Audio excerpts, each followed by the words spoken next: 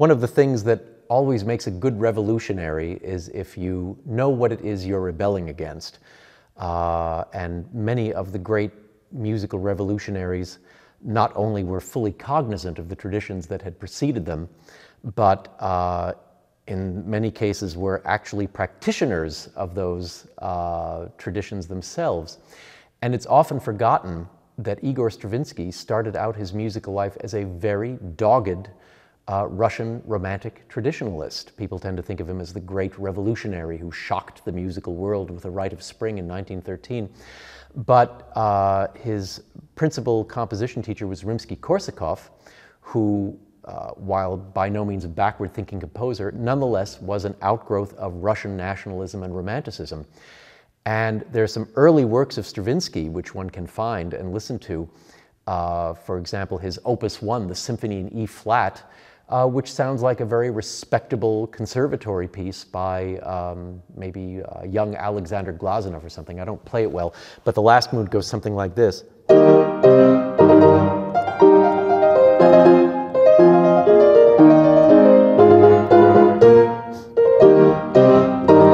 mean, that does not sound like somebody who's going to evoke a riot with his ballet, The Rite of Spring, a few years later.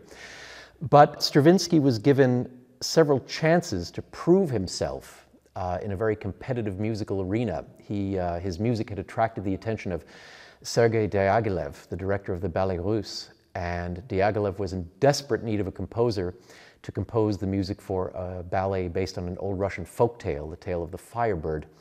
And he had in fact given the commission to another Russian composer, Anatol Lyadov, even though he'd been warned that Lyadov tended to be a little bit lazy, didn't quite get the job done on time, if at all, in many instances.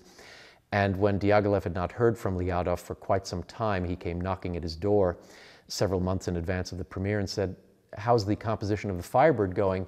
And Lyadov said, "Oh, it's going very well. See, I just went to the music store. See all the music paper I bought?" And so he and Diaghilev came to an amicable parting of the ways, and Diaghilev took a chance on the young Stravinsky, who had never written anything large-scale in his life, with the exception of that E-flat symphony. And the score that Stravinsky turned out in record time was nothing short of amazing. Debussy and Ravel both marveled at it. People were talking about it for weeks and months afterwards. It really was an impressive debut. For me, while it is certainly a very modern piece, and certainly it makes use of many modern devices, some of the strange effects in the violins where they're sliding up and down in the strings, making this eerie whistling effect, as is but one example. It is nonetheless a work that's heavily steeped in Russian folk song and in traditional Russian music. There are several folk tunes of which Stravinsky makes use, particularly in the last section, that beautiful horn solo.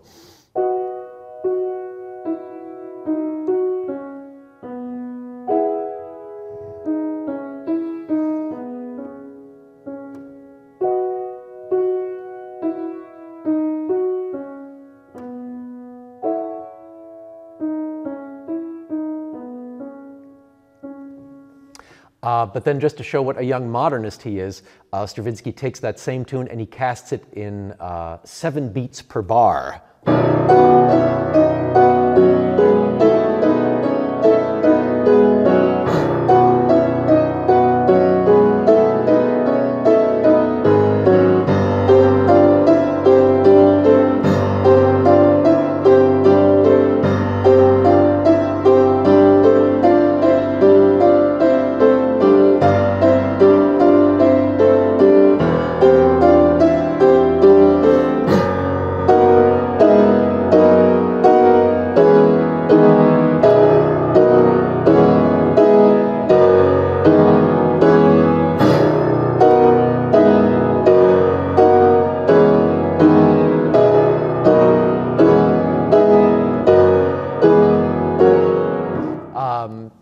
So right away he's saying, yes, I'm taking traditional material, but I'm having my way with it. And those irregular rhythms, such as 7, are exactly the kinds of things that he would explore with more and more complexity in Petrushka and eventually The Rite of Spring.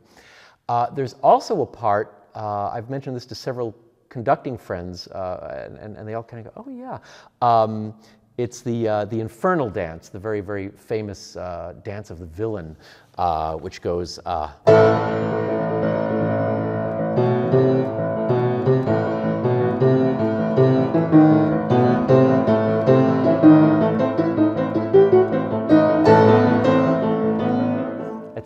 So here's this very angular tune, mostly in offbeats. Ba, be, ba, ba, ba, ba. It's not widely remembered that Stravinsky was a big fan of Tchaikovsky. He quite idolized him. As a matter of fact, when Stravinsky started conducting more and more and getting asked to appear with different orchestras as a guest conductor, and he didn't always want to do his own music, and he found a little niche for himself by performing the first 3 symphonies of Tchaikovsky, which at that time, 1920s, 1930s, were not widely known. So he made quite a splash for himself as a Tchaikovsky interpreter.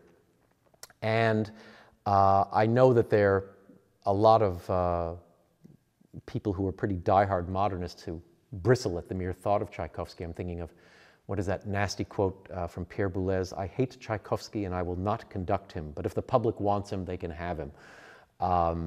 But here is Stravinsky, again, shocking the world with the modernness of so much of what he wrote, who really loved Tchaikovsky and what he'd accomplished. Anyway, thinking of this,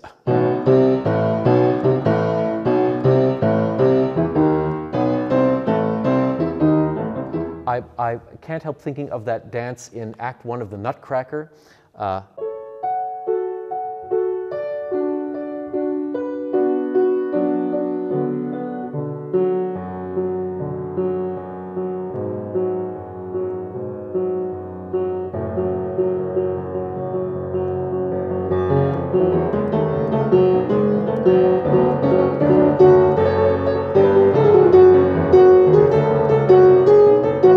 Doesn't that sound a little...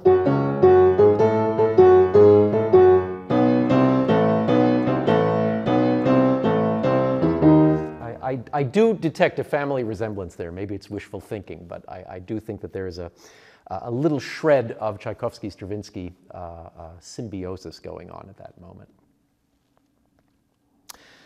Stravinsky once said that he couldn't begin to compose a piece of music until he had decided which problem he was going to solve. And this apparently applied even to the cases in which he wrote music for young persons. Like many another 20th century composer, he wrote some pieces for young pianists to play, but in no way curtailed his creativity, his ability to communicate, his ability to write music of great beauty and elegance. And I think, was it Kodai? Was it Zoltan Kodai who once said, no composer is too great to write music for children, and in fact, he should be great enough to write it. And Stravinsky must have believed in that dictum as well, because he, in the several pieces that he wrote for kids to play, he achieved some marvelous results. And he wrote a little suite for children called Les Cinq Doigts, the 5 fingers. And at the head of each piece, he showed that one of the hands would be set in one position and wouldn't deviate from that position for the entirety of that particular movement. So you'd think that that would be a limitation. What he's saying, in effect, is the melody is going to be limited to just these 5 notes. But look at the beauty that he achieves in the first of these 8 pieces.